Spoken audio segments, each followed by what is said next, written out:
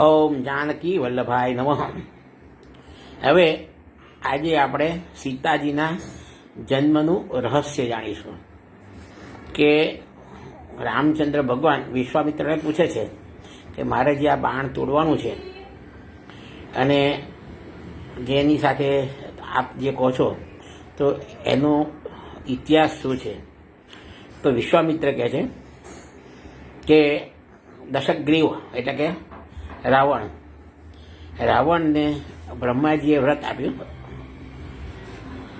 રાવણને બ્રહ્માજી આશીર્વાદ આપ્યો અને એના આશીર્વાદથી રાવણ મદોન્મત્ત થઈ ગયો.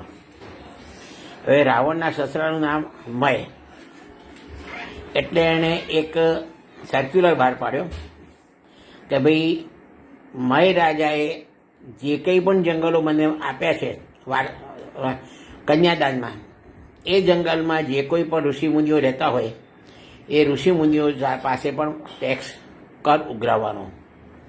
એટલે રાવણના અનુચરો અગસ્ત્ય મુનિ જોડે જાય છે અને રાવણનો પરિપત્ર વંચાવે છે. અગસ્ત્ય મુનિ બધા ઋષિઓને ભેગા કરે છે અને બધા ઋષિઓ કહે છે કે અમે તો વળકલ પહેરીએ છીએ, એ બી જંગલની પેદાશ છે, ઝાડની પાંદડાની વળકલ પહેરીએ છીએ, અમારું તો કંઈ છે જ નહીં કે અમે ટેક્સ શું આપીશું, અમે શું કર આપીશું. એટલે અગસ્ત્ય મુનિ એક માટીનો ઘડો મંગાવે છે અને બધા ઋષિમુનિઓએ બધા નક્કી કરે છે પોતપોતાના જમણા હાથની પહેલી આંગળીનું લોહી એ ઘડામાં નાખવું.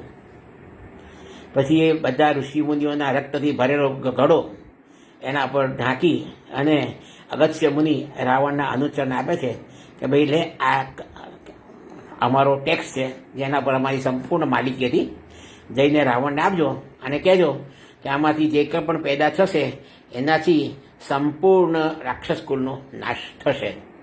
અનુચરો પણ ગભરાઈ ગયા, બહુ જ ત્વરિત ગતિથી આવી અને રાવણને ઘડો આપ્યો અને અગસ્ત્ય મુનિની સૂચના કીધી.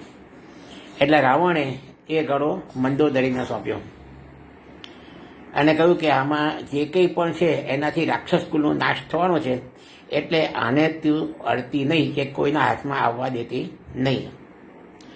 હવે એક વખત મંદોદરી કંઈક ગુસ્સામાં એમાંથી થોડુંક ઢાંકણું ખોલી અને સુધી ભયંકર દુર્ગંધ મારતી હતી, થોડોક ભાગ જીભ ઉપર મૂક્યો.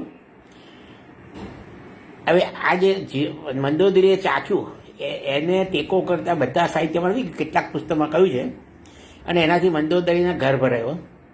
એ મંદોદરીને થાય છે કે ભાઈ રાવણના સંબંધ વગર મારે આ ગર્ભ થયો છે, એટલે એ પોતાના તપથી એ ગર્ભ પાડી નાખે છે અને જે માંસનો ટુકડો નીકળ્યો એ ફરી પાછો પેલા ઘડામાં મૂકી દીધો અને ઘડો ઢાંકી દીધો. પછી ઘડો લઈ અને અનુચરોને મોકલ્યા. તો જ્યાં જનક રાજા રાજ્ય કરતા હતા ત્યાંના જંગલમાં જઈ અને અનુચરો આ ઘડો દાટી આવ્યા.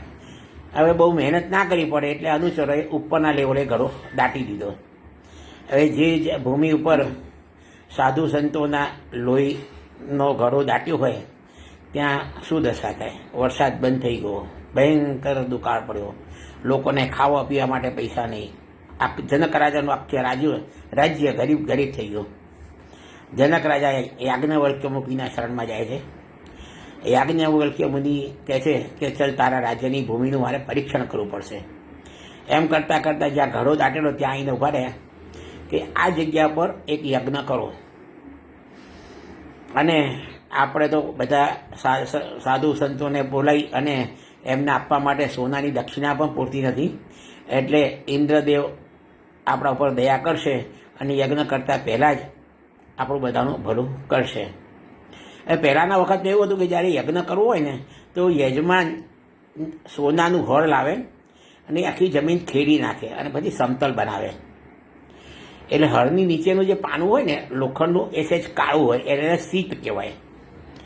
એટલે જનક રાજાએ સોનાના હળથી જમીન ખેડવાની ચાલુ કરી. તો જ્યાં આગળ ઋષિમુનિઓનું લોહી હતું એ ઘડા સાથે આ હળનો લોખંડનો ટુકડો અથડાયો, ગળો ફૂટી ગયો અને એમાંથી એક સ્ત્રી બહાર નીકળી. એ સ્ત્રી એ ભૂમિજા. એનું બીજું નામ પડ્યું હળના આગળના લોખંડના ભાગથી જન્મી સીત ભાગથી જન્મી એટલે એનું નામ સીતા પડ્યું. અને એ દીકરીને પાળવાની મોટી કરવાની જવાબદારી જનક રાજાએ રાખ્યું એટલે એનું નામ જાનકી થયું. એટલે બધા ઋષિમુનિઓ એ શંખ ધ્વનિ કર્યો, બ્રાહ્મણોએ વેદના ગાન કર્યા અને યાજ્ઞવલ્ક્ય ઋષિ કહે છે કે આ જ ઇન્દિરા છે, આ જ લક્ષ્મી છે અને આના થકી જ સંપૂર્ણ રાક્ષસ કુળનો નાશ થશે. આ રીતે સીતાજીનો પ્રાગટ્ય થયું હતું. જય શ્રી રામ.